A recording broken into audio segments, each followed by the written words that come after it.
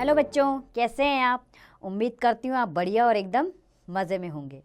बच्चों, आज हम पढ़ेंगे भाषा, बोली, लिपि एवं व्याकरण।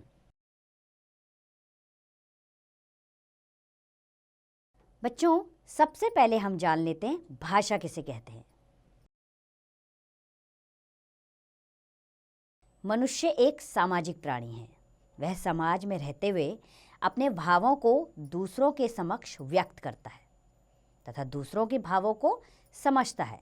वह ऐसा भाषा के द्वारा करता है, यानी हम अपनी बात दूसरों तक और दूसरों की बात हम किससे समझते हैं? भाषा के द्वारा। आइए, हमारे सामने दो चित्र दिए गए हैं, इनके द्वारा समझते हैं। पहला चित्र है हमारे सामने। इसमें टीवी पर प्रसारित कार्यक्रम में सभी कुछ ना कुछ कह रहे हैं बोलकर, और बच्चे उनकी बातें सुनकर समझ रहे हैं। यानी टीवी पर बोला जा रहा है और बच्चे बैठकर उसे सुन रहे हैं। दूसरा चित्र हमारे सामने है। इसमें दादाजी अखबार पढ़कर समझ रहे हैं। तो बच्चों, इन वाक्यों में टीवी अभिनेताओं ने बोलकर अपने भाव व्यक्त किए। यानी अभिनेताओं ने अपने भाव कैसे व्यक्त किए? बोलकर, और बच्चों ने सुनकर उनके भाव समझे। दादाजी ने अखबार पढ़कर उसे समझा। तो बोलकर, सुनकर, लिखकर व पढ़कर विचारों व भावों के आदान प्रदान की इस प्रक्रिया को भाषा कहते हैं। चलिए एक बार भाषा की परिभाषा को समझ लेते हैं। मन के भावों को एक दूसरे तक पहुंचाने का माध्यम भाषा कहलाता है। अब जानेंगे भाषा के रूप के बारे में। बच्चों, भाषा के दो रूप होते हैं, मौखिक भाषा तथा लिखित भाषा। सबसे पहले समझ लेते हैं मौखिक भाषा क्या होती है।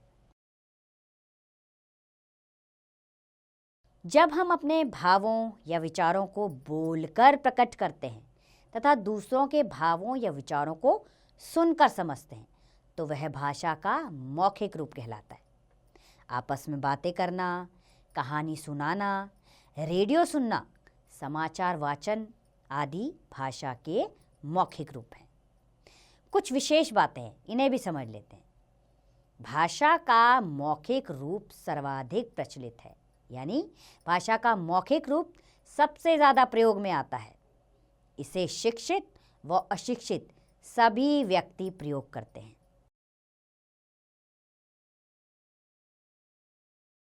अब जानेंगे लिखित भाषा क्या होती है।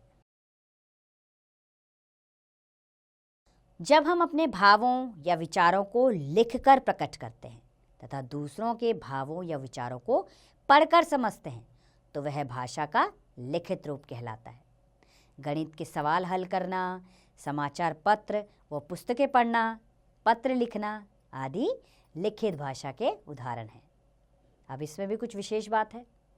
भाषा के लिखित रूप का प्रयोग केवल शिक्षित व्यक्ति ही कर पाते हैं, यानी जो अशिक्षित हैं वो भाषा के लिखित रूप का प्रयोग नहीं कर सकते। अब जानेंगे विभिन्न भाषाओं के बारे में। बच्चों, संसार में अनेक भाषाएं बोली जाती हैं, जैसे अंग्रेजी, चीनी, जापानी, फ्रेंच आदि। हमारे देश में भी कई भाषाएं बोली जाती हैं। हमारे संविधान में 22 भाषाओं को मान्यता दी गई है, जो इस प्रकार है: मणिपुरी, बांग्ला, ओडिशा, गुजराती, हिंदी, मराठी, नेपाली, कोंकणी, पंजाबी, कन्नड़, मलयालम, तेलुगु, असमिया, संस्कृत, कश्मीरी, संथाली, मैथिली, बोडो, डोगरी, तमिल, उर्दू और सिंधी। ये 22 भाषाएं हैं जिन्हें हमारे संविधान में मान्यता प्रदान है। अब जानेंगे राजभाषा क्या होती है। बच्चों, यह वह भाषा है जिसका प्रयोग संपूर्ण राष्ट्र यानी पूरा देश, संपूर्ण राष्ट्र के द्वारा राजकीय कार्यों में किया जाता है। यानी राजकाज यानी सरकार के कामकाज के लिए ये भाषा प्रयोग की जाती है। भारतीय संविधान के अनुच्छेद 343 के अनुसार 14 सितंबर 1949 में हिंदी को भारत की राजभाषा के रूप में स्वीकार किया गया। इसलिए इस दिन अर्थात 14 सितंबर को प्रतिवर्ष हिंदी दिवस मनाया जाता है। विश्व में सबसे अधिक बोले जाने वाली भाषाओं में हिंदी तृतीय स्थान पे आती है, यानी विश्व में बोले जाने वाली सबसे अधिक भाषाओं में हिंदी का तीसरा स्थान है। अब समझेंगे बोली क्या है। सीमित क्षेत्र में प्रयोग में लाए जाने वाला भाषा का अल्प विकसित रूप बोली कहलाता है, यानी कि एक छोटे से क्षेत्र में बोले जाने वाली भाषा का रूप बोली कहलाता है। एक राज्य में अनेक बोलियां प्रचलित हो सकती हैं, यानी कि एक राज्य में अनेक बोलियां बोली जा सकती हैं। बोली में साहित्य की रचना प्रायः नहीं होती।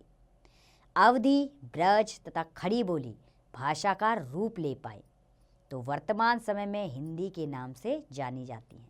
ये सब हिंदी की बोलियां हैं। अब समझते हैं लिपि क्या है। प्रत्येक भाषा को प्रकट करने के लिए कुछ विशेष ध्वनि चिन्हों का प्रयोग किया जाता है। किसी भाषा को ध्वनि चिन्हों द्वारा प्रकट करना ही उस भाषा की लिपि कहलाता है। प्रत्येक भाषा की अपनी अपनी लिपि होती है। जैसे हिंदी की लिपि है देवनागरी, अंग्रेजी की रोमन और उर्दू की फारसी लिपि और पंजाबी की लिपि है गुरुमुखी। तो यानी हर भाषा की अपनी लिपि होती है। अब समझ लेते हैं व्याकरण क्या है।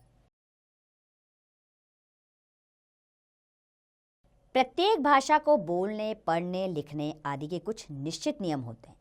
जिस शास्त्र में ये नियम संकलित होते हैं उसे व्याकरण कहते हैं, यानी कि जिस शास्त्र में ये नियम दिए होते हैं वह व्याकरण कहलाता है।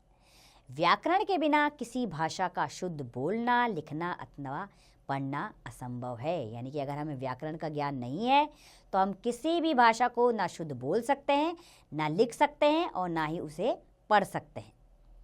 तो जानते हैं व्याकरण की परिभाषा को। वह शास्त्र जिसके द्वारा किसी भाषा का शुद्ध बोलना, लिखना तथा पढ़ना सीखा जाता है उसे व्याकरण कहते हैं।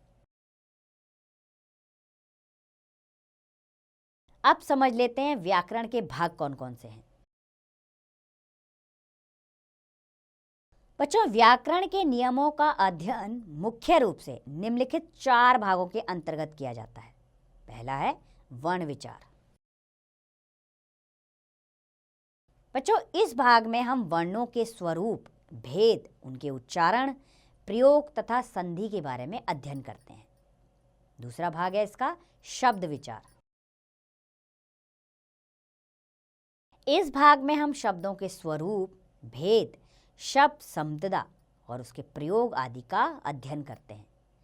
तीसरा भाग है इसका पद विचार। इस भाग में हम पद रचना, पद भेद, पद रूपांतरण, पद परिचय और उसके प्रयोग आदि का अध्ययन करते हैं। और अंत वाला है चौथा वाक्य विचार।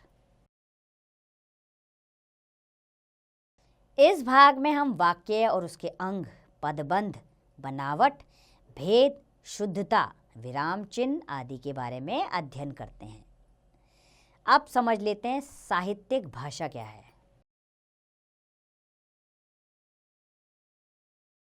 साहित्यिक भाषा का प्रयोग बोलचाल की भाषा की तुलना में प्रायः कम होता है। यह भाषा व्याकरण की दृष्टि से शुद्ध, अलंकृत और परिमार्जित होती है। यह भाषा का मानक रूप होती है। इसमें ही साहित्य की रचना होती है। साहित्य ही किसी समुदाय, जाति या वर्ग के वर्तमान और अतीत की झांकी प्रस्तुत करता है। यह मानवीय अनुभूति के विभिन्न पक्षों को स्पष्ट करता है।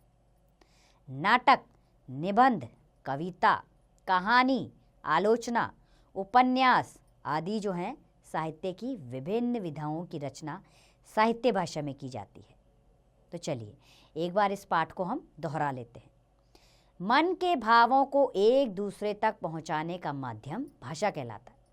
भाषा के 2 रूप होते हैं, मौखिक और लिखित। भाषा का क्षेत्रीय रूप बोली कहलाता है। सभी भाषाओं की अपनी अलग अलग लिपि होती है।